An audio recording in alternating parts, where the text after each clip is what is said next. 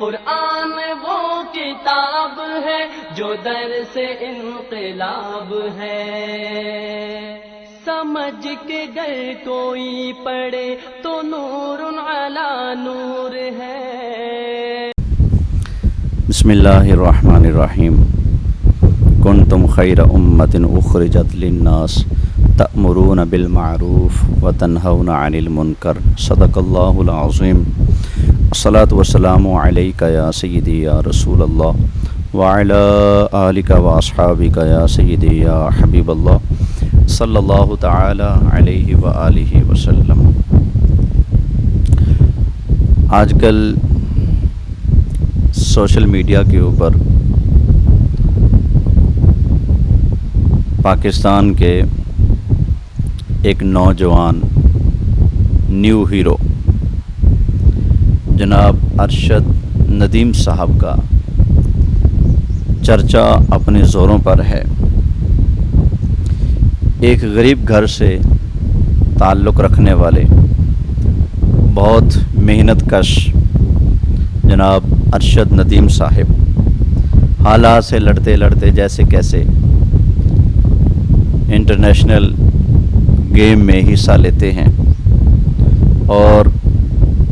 بین الاقوامی سطح پر ہونے والے نیزہ بازی کے مقابلہ میں ساری دنیا کے مایہ ناز نیزہ بازوں کو مات دے کر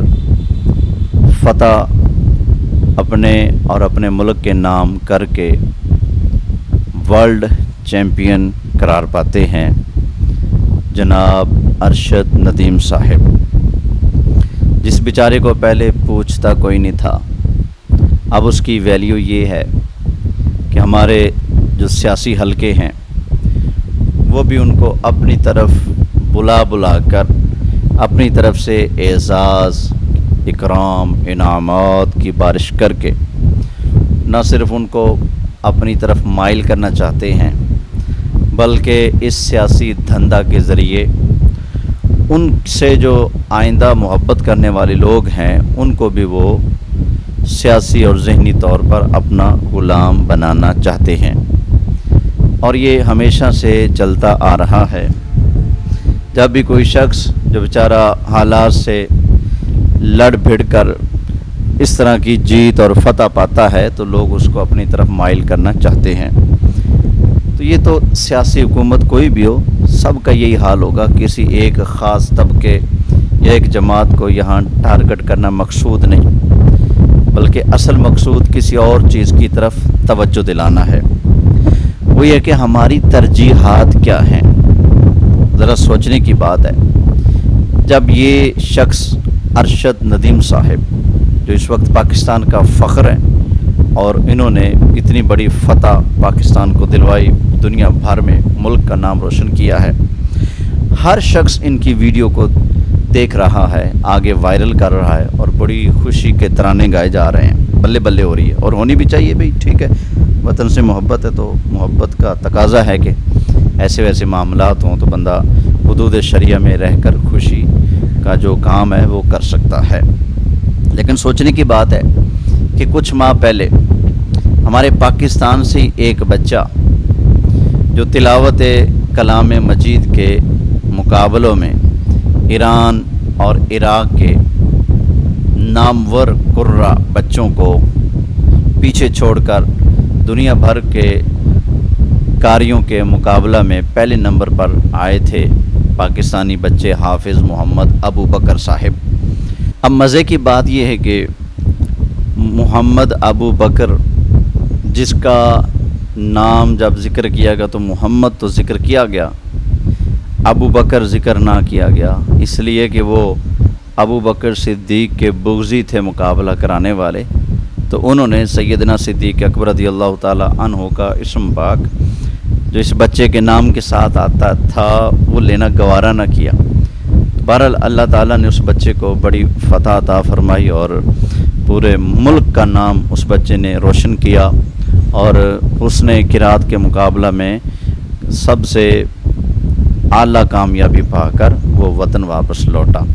اب ہماری ترجیحات کا اندازہ لگائیں، جو قرآن کے مقابلہ میں دنیا بھر کے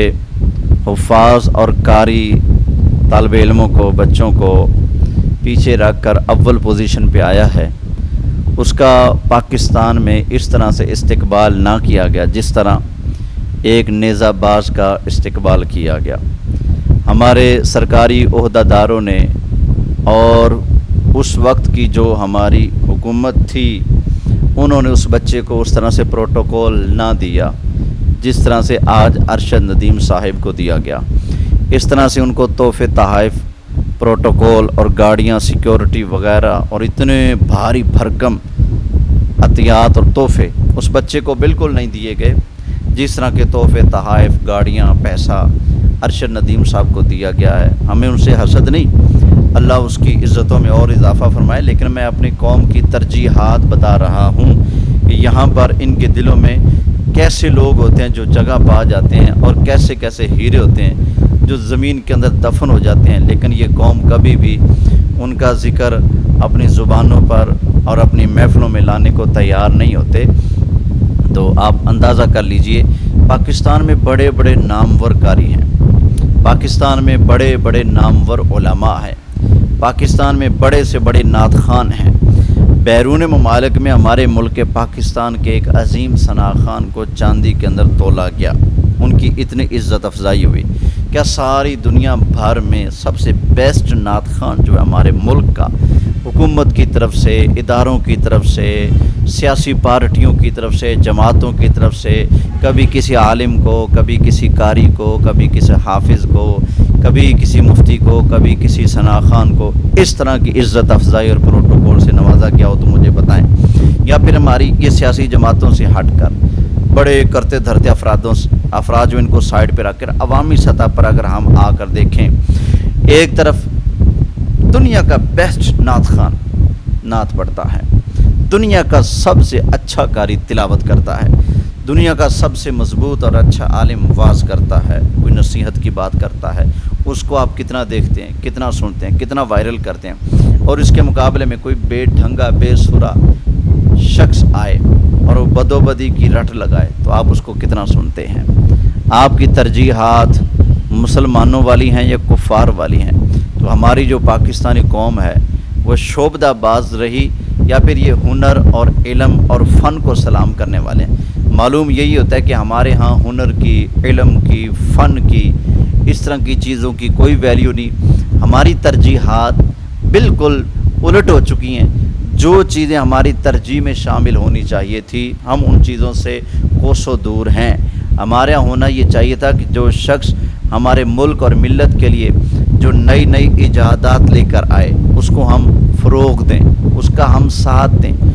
اس کو کہیں جی آپ کو مالی معاونت چاہیے، کسی طرح کی کوئی ضرورت ہو ہمیں بتائیے، آپ قوم کے لیے خدمت کریں، کوئی خدمت کا کام انجام دیں۔ کوئی انجینئر آتا ہے اور وہ ملک و قوم کے لیے کوئی ایسی انجینئرنگ مشینری وغیرہ چیز لانچ کرتا ہے، لے کر آتا ہے، تو ہمیں چاہیے اس کو فروغ دیں۔ کوئی سائنسی شخص سائنسی خدمات پیش کرتا ہے، جیسے ڈاکٹر عبدالقدیر خان صاحب، پاکستان کو انہوں نے ایٹم بم کا گفٹ تو دیا، لیکن پھر ان کے ساتھ کیا ہوتی رہی ساری زندگی وہ سب آپ جانتے ہیں۔ بجائے ان کے کہ ان کو پروٹوکول دیے جاتے، ان کو عزت افزائی کی جاتی ان کی، اور انہیں یہ کہا جاتا ہے کہ آپ پاکستان اور قوم کے لیے خدمات سر انجام دیں، آپ کی ساری ضروریات ہم پورا کریں گے، بلکہ ان کو اعزازی طور پر انعام و اکرام پروٹوکول سے نوازا جاتا، لیکن ان کے ساتھ ایسا کچھ نہیں کیا گیا۔ اس کا مطلب یہ کہ ہم لوگ سیاسی جماعتوں سے لے کر عوامی سطح تک ہم اہل ہنر کا، اہل علم کا، اہل فن کا ہم قدر کرنے والی نہیں ہیں، ہم شعبدہ بازوں کو اونچا لے جانے والے ہیں۔ جو شعبدہ باز ہیں ہم ان کی عزت افزائی کرنے والے ہیں، جبکہ ہنر، علم اور فن کو ہم لوگ دفنانے والے ہیں۔ اللہ تعالیٰ کی بارگاہ میں یہی دعا کرتا ہوں، اللہ تعالیٰ ہمارے حال پر رحم فرمائے، ہمارے حال پر کرم فرمائے، اور ہماری جو ترجیحات ہیں اللہ ہمیں اس پر سوچنے اور ان کو صحیح طریقے سے لے کر چلنے کی توفیق عطا فرمائے۔ میں ارشد ندیم صاحب کو ان کی اس کامیابی پر مبارکباد پیش کرتا ہوں، اور یہاں پر میں طارق جمیل صاحب سے بھی گزارش کروں گا۔ طارق جمیل صاحب، آپ تو ہیں دیوبندی، اور وہ جو لڑکا تھا جو تلاوت میں پہلے نمبر پر آیا، کہا سنا یہی جاتا ہے کہ وہ بھی دیوبندی ہے، تو پھر تو آپ کے لیے بات آسان ہوگی، آپ اپنے مسلک کی ہی تبلیغ اور فائدہ سمجھ کر اس بچے کو اپنے پاس بلاتے، اور جتنا انعام آپ نے اپنی طرف سے ارشد ندیم صاحب کو دیا ہے، طارق جمیل صاحب، اتنا اپنے ہی مسلک کے اس بچے کی خدمت کر دیتے، تو بتائیے لوگوں کے دل میں قرآن کے قاریوں کا، حافظوں کا کتنا ادب، احترام اور پیار پیدا ہوتا۔ لیکن جب آپ اس ڈگر پہ چل پڑے ہیں کہ آپ نے بھی دنیا داری اور لچ لفنگ چیزوں کو آپ ترجیح دیں گے، تو پھر بتائیے آپ کے سننے والے، آپ کے ماننے والے، آپ کی باتیں سن کر آنسو بہانے والے وہ کس چیز کو ترجیح دیں گے؟ انہوں نے پھر جس چیز کو ترجیح دینی ہے آپ خود سوچ سکتے ہیں۔ خدا را آپ بھی عقل سے کام لیں، آپ کیا کرنے جا رہے ہیں؟ ہمیں یہ تکلیف نہیں کہ آپ نے ان کو انعام کیوں نہ دیا، بات یہ کہ آپ نے دین کے نام پر سارا پیسہ لوگوں سے اکٹھا کیا ہے۔ آپ ایک تقریر کی پتہ نہیں کتنی فیس لیتے ہو، پتہ نہیں کیا ڈیمانڈ ہوتی ہوگی آپ کی، سارا پیسہ، ساری عزت، سب کچھ آپ نے دین کے نام پر کمایا ہے۔ اب آپ دین کے نام پر عزت، پیسہ، جائیداد سب کچھ کما کر دینداروں کی عزت افزائی نہ کریں، دنیا داروں کی عزت افزائی کریں، تو طارق جمیل صاحب آپ خود ہی فیصلہ کیجئے، آپ نے دین کے نام پر کما کر دین پر خرچ کتنا کیا، دین کے ساتھ آپ کی وفا کتنی ہے، آپ کی مختلف ہیروئن قسم کی لڑکیوں کے ساتھ آپ کے تعلق، مسافے، ملاقاتیں، مسکراہٹیں، سوشل میڈیا پر باتیں، اور اس کے علاوہ ویڈیو کالز وغیرہ، یہ سب کوئی تو منظر عام پر آتا رہتا ہے، لیکن کبھی یہ بھی تو آنا چاہیے نا آپ نے کسی مدرسے کو فنڈ کیا ہو، ہاں جی، آپ نے کسی بہترین قاری، ثنا خان وغیرہ کو بھی اپنے پاس بلا کر پروٹوکول دے کر انعام و اکرام سے نوازا ہو، یہ بھی تو ہونا چاہیے نا، لیکن نہیں، آپ بھی کھیل تماشوں کی طرف مائل ہوئے، تو خدا را آپ ہی اگر اس طرف نہ آئیں گے اور اس زاویے سے نہ سوچیں گے، تو آپ کے سننے والے اور ماننے والوں کا تو پھر جو حال ہوگا وہ آپ خود قیاس کر سکتے ہیں۔ اللہ کی بارگاہ میں دعا ہے اللہ تعالیٰ میرے چند کلمات اپنی بارگاہ میں قبول فرمائے، آمین آمین بجاہ النبی الامین صلی اللہ علیہ وسلم۔